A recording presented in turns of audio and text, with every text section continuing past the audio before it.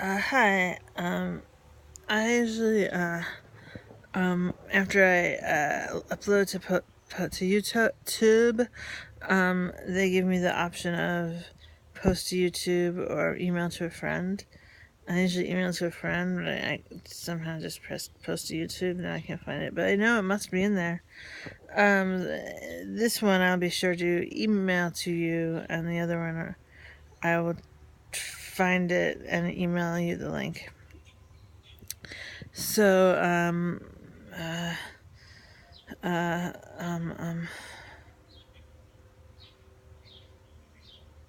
examples of my sister's narcissism. Long ago, we were riding the subway. I was starving, and she was like this weird little smile, and she's like,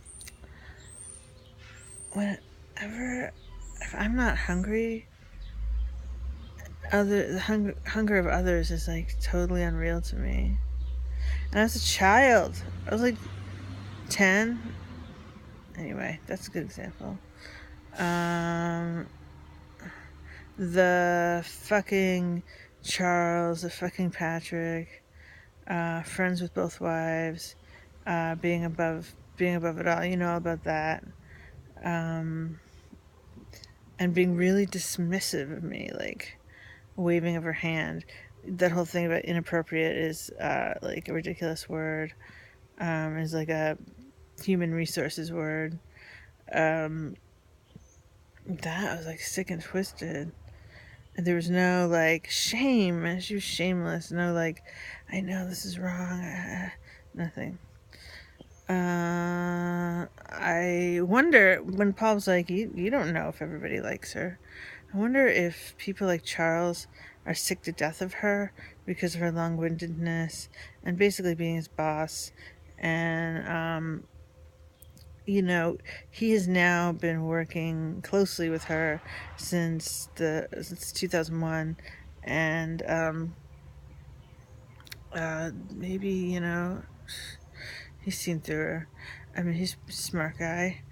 He's got a lot of problems of his own. He's got some personality problems, emotional chaos. So I don't know how insightful he would be, but he seems irritated by her a lot. I'll tell you that. I'm walking in the sun. I don't know if you can see me. I can barely see me in the screen. Might as well be walking in the sun. Ooh, it's just hot. Examples. Oh god.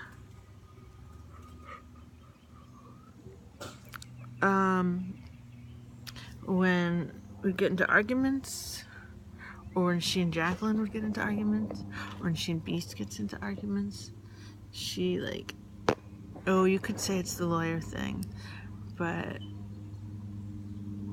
she can really interrogate you and pick apart your complaints and arguments against her, and make you feel like dirt. And meanwhile, you're there with strong emotion toward her of anger or disappointment, anger, and she deflects it, she cuts it down, she twists it, and she stays really calm. And there's a little smile on her face. And I know the three of us have observed it. I know because all three of us have used the expression, don't cross-examine me.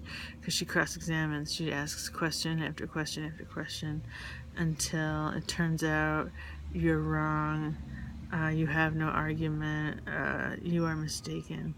But meanwhile, you have this emotion, but emotions don't count in a courtroom. But this is like personal matters of the heart, and emotions should count. Like, I feel like you have been selfish, and she will just chop away at it. That's happened so many times. What else? God, there's so much. Oh, I told you about I told you about that time in California when we had dinner with Dave, the journalist friend that we both had crushes on.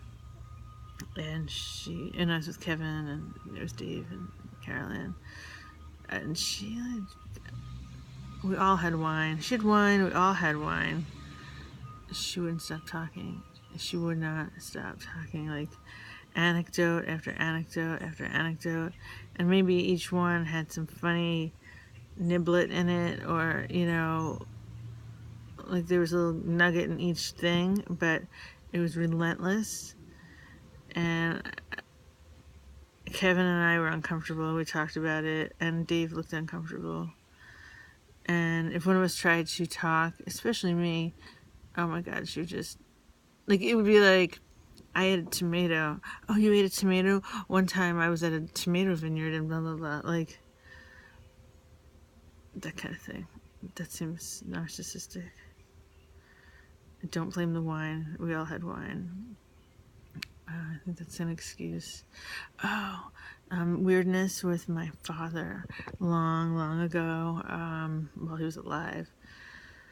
She had this coworker. She hadn't been at her firm for that long. Anyway, when I was a young teen, she had this coworker, Madeline, and she'd make fun of Madeline. I get like that Madeline was really uptight and like always blowing her nose and like having red eyes and sniffles and like allergies, and she was really tall and skinny and like seemed joyless. And she didn't like Doug Kellner, who was the major partner, and very Asperger's. He does have Asperger's. So he's a big, tall, imposing man, and he's kind of oblivious of social cues. And at that time, it wasn't really known like why he was like that. But anyway, Madeline didn't like him because she was a paralegal. Whatever. He would loom over her desk and like put his finger on her papers and be like, okay, I want you to sign this and da da da da. And so he didn't touch her. He would just be next to her, like kind of hovering and pointing at things in her paperwork. And he would leave, and she would say, I can't stand him. He invades my personal space. And my sisters like would mock her, like, he invades my personal space. Oh my God. Like, she thought it was like the stupidest, cheesiest thing. And I don't know, maybe Madeline was really annoying and insufferable to be around and joyless. It's possible. But my sister couldn't get over invades my personal space, which she was doing. He did it to me. I was his assistant. He was creepy. So I feel you, Madeline. Okay, so my parents throw a big party. It's summertime. It's probably 4th of July. And it's a big rockin' party. My big parties.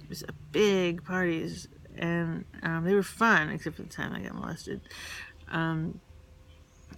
Pool party, just lots of people. I loved it. And whatever, and big party. So Madeline was ready to go, and she didn't have a car, so she would be going home by Staten Island Ferry, and we lived 3 miles from there. And my sister was like, oh, my father can drive you there. Like, no problem. Can drop you off. And she was like, are you kidding me? My sister's like, what? No, it's not a problem. He'd be happy to. And she was like, are you serious? Your father has been drinking all day. He's completely wasted. She's like, I am not getting in a car with him. And my sister was like, what? Like, are you serious? So I don't know what became of Madeline. Somehow she got to the ferry. And I actually do think that comment gave my sister pause. Like, on one hand, it was like, she couldn't possibly take anything that Madeline said seriously. But on the other hand, it caused her to look at my father like really drunk. But not enough to make permanent changes in her own drinking or to really doubt him or question him beyond like 2 seconds. Okay, so there's the Eric incident. I don't know. I mean, they were drunk. I was right there. All the other friends of PSC had left. I'm sitting there. I can't drink alcohol. I chose not to drink alcohol. I'm drinking Coke to stay awake. I hadn't slept in 2 days. Whatever, that was my problem. I'm at the table with them, and they are drinking and drinking and getting closer and closer, more intimate, more shutting me out, and then making out. And then I ran outside the bar and called Paul. I was like, please pick me up. So, yeah, I don't know. Is that narcissism? I mean, Eric is part of that too. So, I don't know. It's creepy. Oh, and that whole trip. Oh my God, fuck, there's not enough time. But you maybe know, like, Paul drove us. She wanted to drive her own rental car back to our hotel, which was on the west side. And Paul was like, how about I just drive you both back there? And she pretended to go along with it, and then pretended to go from a faux cart with Paul. I was in the hotel, and it took like a really long time, and I started getting more and more and more starving and anxious, and they finally came back, and I had like at that moment figured out that she'd gotten him to go back and get her car. And all she would say was like, oh, the faux line was so long, but I think it's going to be worth it. It smells great. And I was like, to Paul, I was like, did you drive her back to her car? And he's like, yes. And I was like, so she could drive drunk back here so that she could have her car in the morning? And she was like, it'll be so much easier in the morning, but we don't have to take a bus back to the other side. And I was like, drunk. You're very drunk. And you made Paul take you back to get your car. And Paul, you let her do that to you, and it was bad. And then I was so irritated, mad at both of them that I went to take a shower, and the water came down shockingly cold, and then I like screamed like a wailing banshee from hell, like broken person scream. And she was totally like, maybe Paul was gone. He had an early pirate gig. It might have been just the two of us. She did not know what to do. She was completely freaked out. She called Paul, and we talked, and he tried to calm me down. Such shit happened that trip, and other things that Drea, whatever. She doesn't remember any of that. She just remembers the hail.